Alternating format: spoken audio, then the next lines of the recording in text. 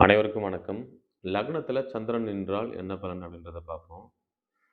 சந்திரன் பார்த்தீங்கன்னா, மனோகாரகன்றதுனால, இந்த சந்திரன் கெடாம நல்ல அமைப்பில இருக்கும்பொழுது, வளர்பிறை சந்திரனாகவோ அல்லது குரு பார்த்து, செவ்வாயோட தொடர்பு இதெல்லாம் இருக்கும்பொழுது, கண்டிப்பாக மனோதிடம்ன்றது கண்டிப்பாக இவங்களுக்கு இருக்கும்.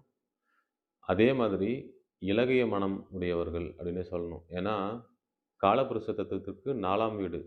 அது அங்க அந்த வீடு பார்த்தீங்கன்னா, தாயை குறிக்கக்கூடிய வீடு.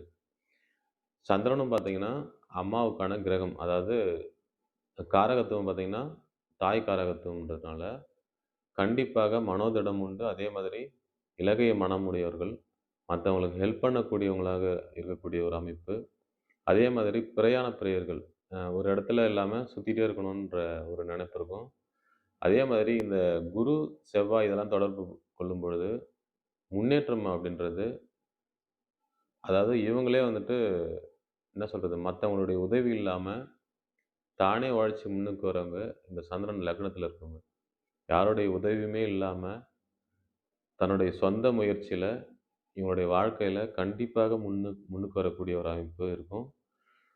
நான் சொல்லக்கூடிய அமைப்பு எல்லாமே சுபத்துவமாக இருக்கும் பொழுது, இந்த விஷயங்கள் எல்லாமே இந்த லக்னத்தில சந்திரன் இருக்கும் பொழுது நடக்கக்கூடிய ஒரு அமைப்பு. இந்த பதிவு பிடிச்சிருந்தா, கண்டிப்பாக லைக் பண்ணுங்க, ஷேர் பண்ணுங்க, சப்ஸ்கிரைப் பண்ணுங்க.